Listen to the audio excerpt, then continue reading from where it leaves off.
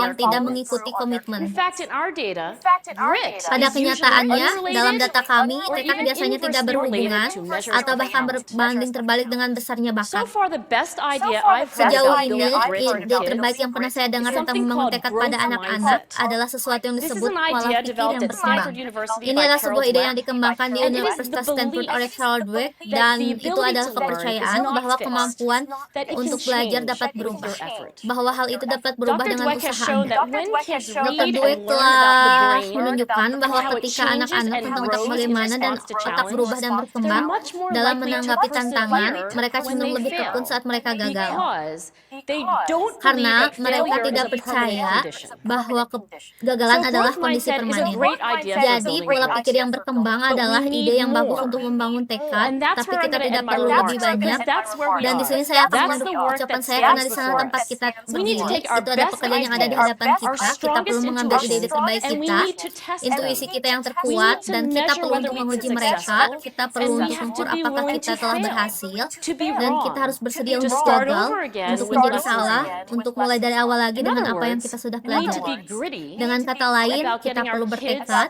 grittier. untuk membuat anak-anak kita Thank menjadi you. lebih bertekad. Terima kasih.